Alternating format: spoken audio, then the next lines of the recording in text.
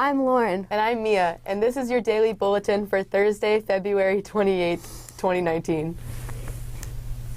Carmel High's Amazing Race is back on for this Friday. If you signed up a team before break, meet in the amphitheater this Friday at the beginning of lunch. Come support local musicians and help raise money for a good cause at the first annual Concert for Whitney this Friday at 7 p.m. in the CHS Theater.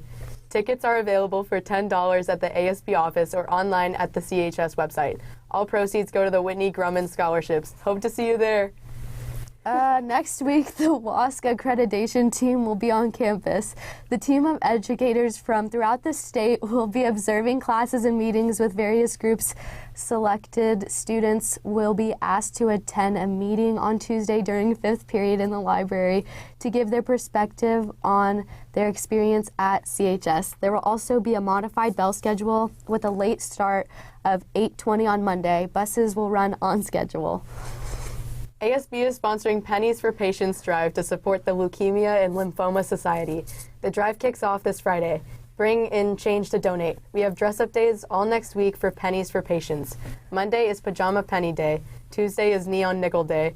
Wednesday is Dazzling Dime Day, so wear something shiny or unique.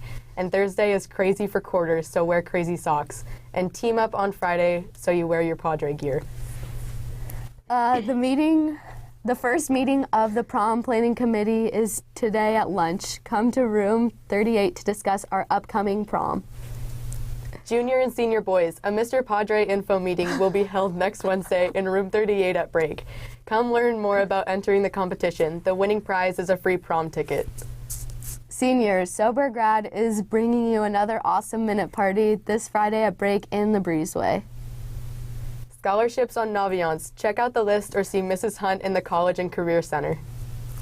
Club meetings today. Math Club in room 45, Athletes Who Care in room 33, Amnesty in room 19, Singer-Songwriters in room 25, D&D in room 17. And now we have a segment from the wonderful Grace Barker on the girls soccer coach.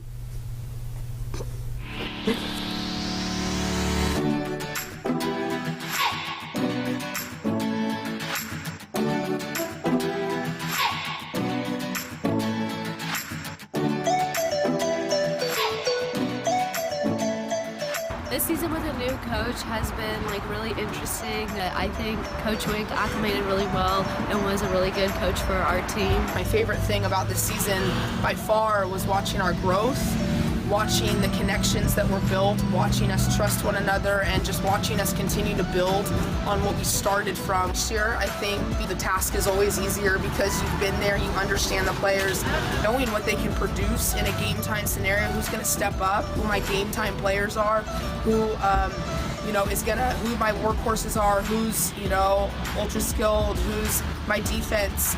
All of those things I got to see over the course of the year. I'm excited to get to know Coach Wink more and get to know my teammates. It'll be a good season. And being able to step in next year and knowing what the team needs and what pieces we need to add to be that much better and be able to satisfy what it is I think the team needs to take it to the next level.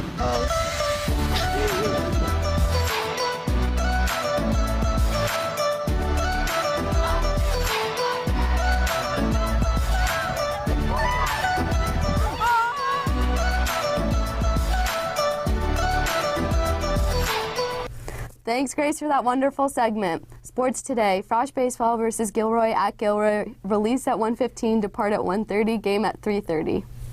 JV Baseball versus SoCal at home, game at 3:30. Community service opportunities. Volunteers are needed to help at the boys' volleyball home games. The time commitment is 4:30 to 7:30, and you will be able to watch the games. See Miss Vita for more information to sign up. The Extended Learning Program at Carmel Middle School is looking for student volunteers for their after-school tutoring program. And birthdays today. Happy birthday to Naomi Junn and Rachel Bagby. And now we have Ms. Steinberg here to talk to us about the WASC accreditation. Hi, Padres.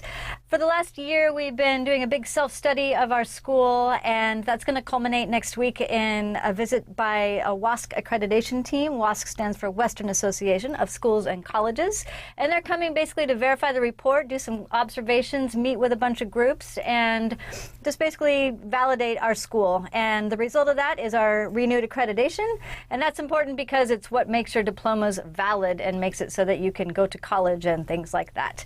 So we're going to welcome that team with a reception on Sunday, and you'll probably see them on campus. So be friendly, say hello to them, and talk to them, answer their questions if they ask you any. And there's going to be a couple of meetings. You might receive a yellow invitation to a meeting on Tuesday during 5th period. That's going to be in the library, wherein they're going to just ask some questions and get student perspective on the learning experience at Carmel High School. So that's what's happening. WASC accreditation. Thanks for watching, Padres. Have a great day. Bye. Good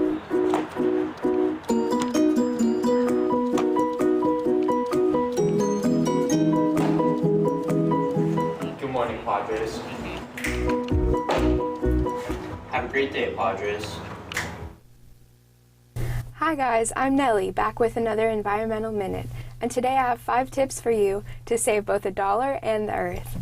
So my first tip is try to go, when you're going out to eat, go for some meatless options every now and then, like the sofritas at Chipotle, because one serving of beef releases 233 pounds of greenhouse gas, whereas one serving of tofu is around 6, and veggies are even less.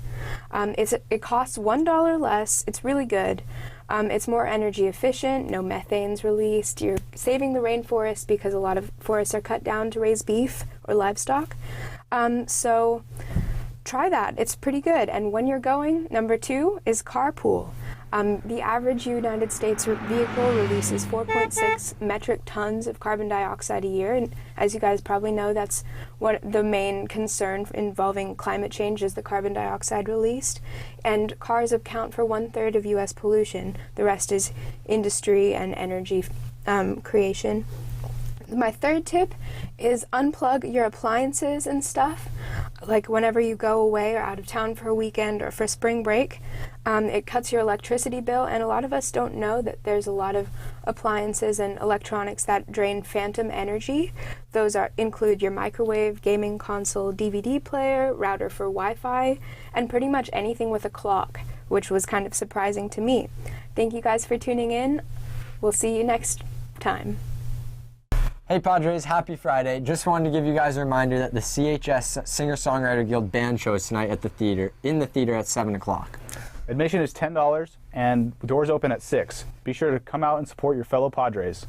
Yeah, all the proceeds are going to the Whitney Grumman Scholarship Foundation, so please come out. It's $10 admission, it's not too much. It's going to be a great show. We've all been putting in tons of hours into making it pretty much the biggest band show production ever in CHS history, so you don't want to miss it. Lots of people from Carmel, and we're going to have snacks and food and buttons and T-shirts to sell. Your favorite teachers are going to be playing. Yeah, you can see Hanley play some cool sax. licks. Yeah, it's going to be an awesome show. Come out and support it. 7 o'clock in the theater, doors open at 6. Have a great Friday, Padres.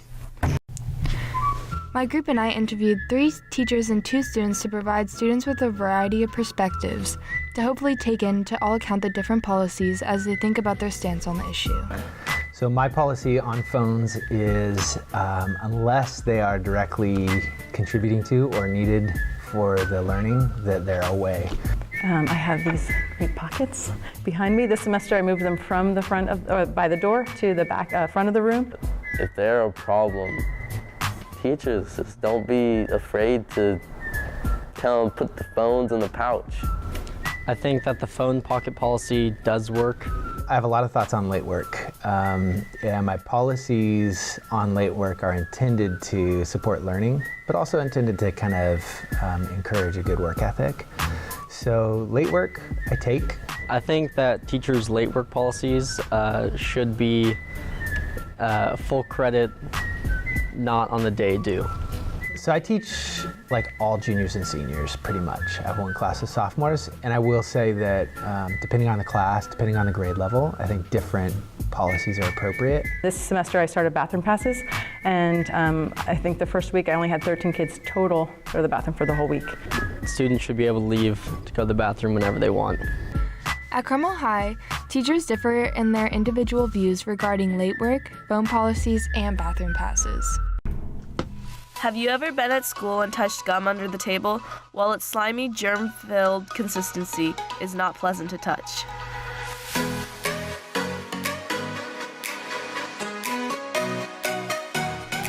After going around campus, we talked to a couple of CHS students on their outtake of gum under the tables. I think it's very hazardous because people can get sick from it and because it's other people's saliva and bacteria. Custodians probably get gum off the tables by putting on some latex gloves and just trying to pull it off with their hands. Gum under the tables is a very unpleasant surprise when you reach under the table and you touch something moist. But you're looking for something and you're hungry. It's kind of nice. We went to the video production room to see if there was gum under those tables. We were correct.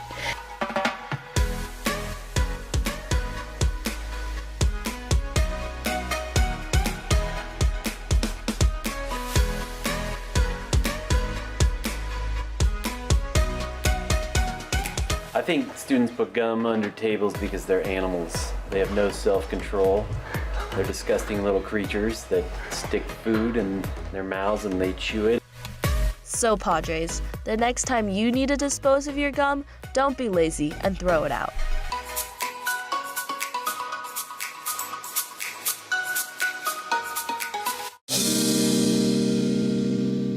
The weather has been erratic over the past few weeks, affecting both students and teachers alike. We wanted to find out how the weather affected students in various ways. My name's Young J. Chi. I'm Jared Kitteringhamm. I'm Aaron Joris. I'm Sven. I'm Mr. Stafford. I'm Charlie Von Son. The weather doesn't really affect my travel. The weather hasn't really affected my travel. My travel has not really been affected by the weather. The one time it was when they closed the highway right here. I had to go down through Carmel and it was super trafficy. That kind of sucked. There were a couple fallen trees. My tires are pretty worn out. I've been driving my van instead of my little tiny car a lot more often. We haven't been able to get much practice in, even though the season is starting up pretty soon. A couple times where we have to practice on the football field because the baseball field is too wet. When it's raining really badly, we just might not have practice at all. I've been playing less wall ball. I thought it was awesome. I'm ecstatic. I really liked having a day off. I thought it was a pretty nice treat.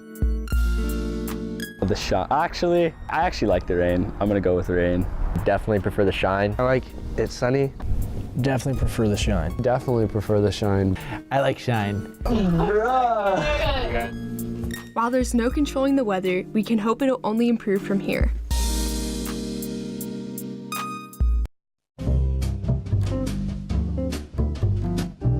Being that Carmel High is situated on a hill, it could be very difficult at times for students to get to class in the time allotted.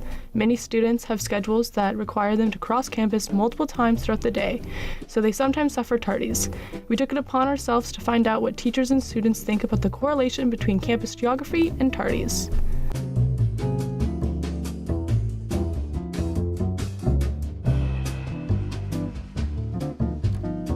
You should be able to get to class. It's far. We're lucky that we have a campus that's this big and awesome that you might need to hurry to get to class. My farthest walk on campus is probably from Mr. Deckelman's class, first period, to Mr. Schmidt's class, second period. I think that it's easy to be late, especially if I want to go to the bathroom on the way from Deckelman's class to Mr. Schmidt's class, because that doesn't leave a lot of time to stop and use the restroom. So it's definitely taking a chance of being tardy if I do want to stop. So I think a little bit longer would be definitely helpful, especially if you need to go to lockers and stuff and get your books and materials. All in all, the distances between classes impact your passing period quality, so make sure you plan it out, Padres, to limit those tardies.